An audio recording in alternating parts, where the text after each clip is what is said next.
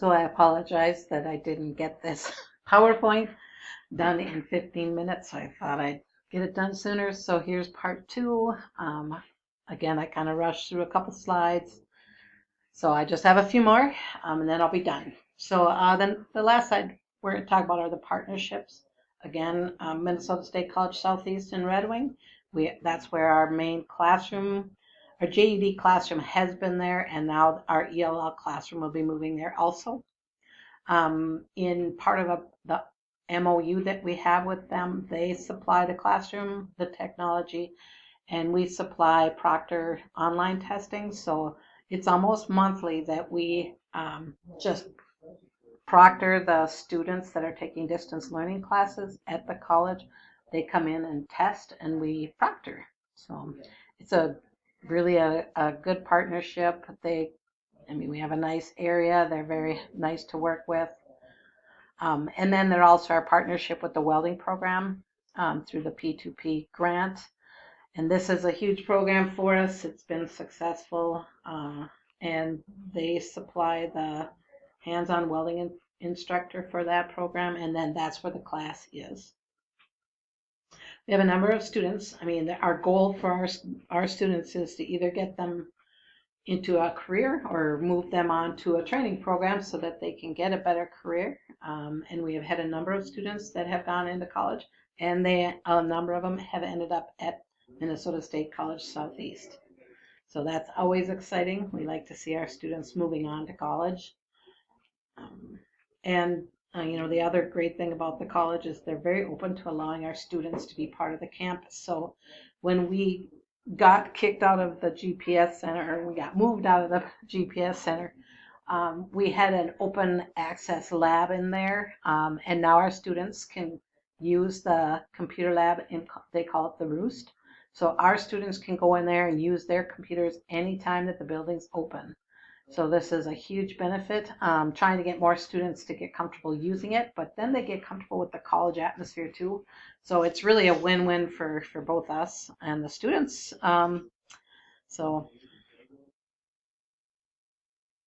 Another partnership, we have classes at the Goodhue County Adult Detention Center. So Kayla is the one that works there. She works on ABE, math, social, getting them ready for the adult diploma, getting them ready for GED.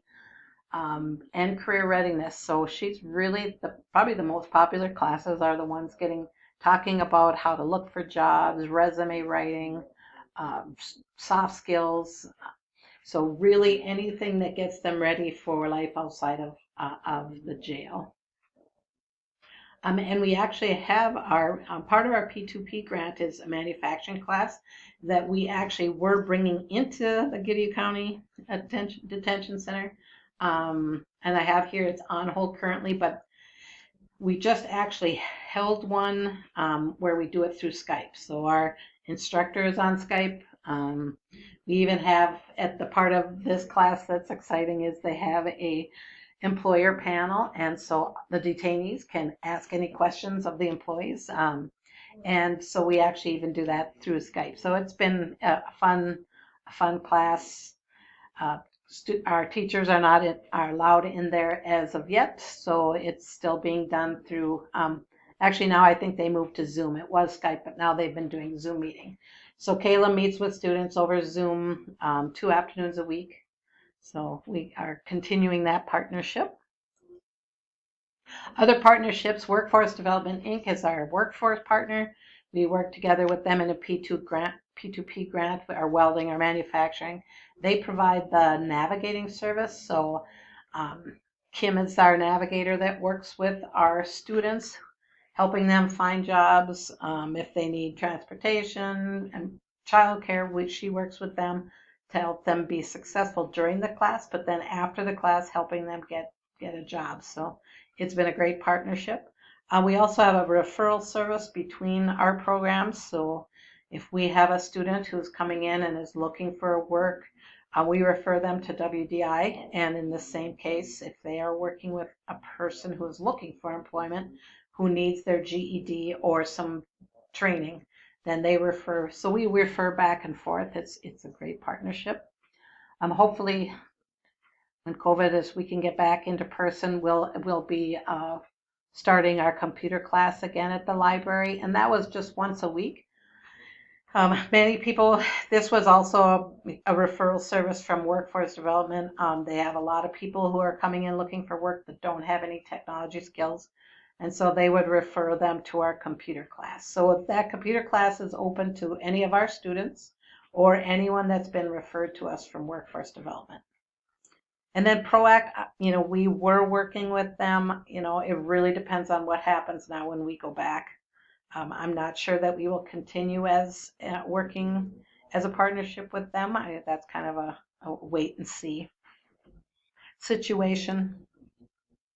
So questions I have for you. The tutor program and the online option for classes is going to be, I think, huge for students who want to come to class but don't have transportation.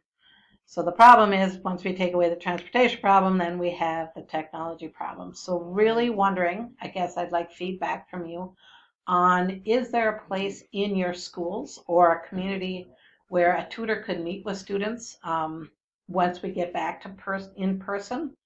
But we're also the tutor, once we can, we want to offer our students and our tutors the option to work together in person or online. So I think some students working online just works better. They don't have to leave their house if they have childcare issues, whatever. So the tutors are going to be both in person and online. So I really think this is a great option for our ELL students and even GED students that are in the smaller communities where we just don't have enough students to have a physical class. So looking to see, is there a place in your school or community where the tutors could meet with the students? And then also, is there a place in your school, so if our student doesn't have technology, is there a place in your community or your schools where we could have it open a couple times a week where the students could come in to work with the tutors or attend class online?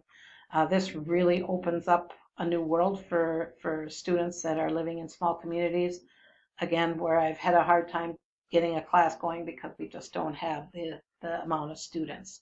So if you could get back to me and how we could work on this, is there a place, even if it's on Chromebooks, that, are there Chromebooks that are available to use for our students? That would be great. And then I'm late with the signed consortium agreement. Usually I get that sent out, so it's a January, so it started in January. So I apologize to that. I'm going to attach it to the email that goes with this video. So I guess that's all for now. I apologize for the length of the video. I thought I'd be able to get it done in 10 minutes, and I did not. Thanks, and we'll meet soon, hopefully. Thanks.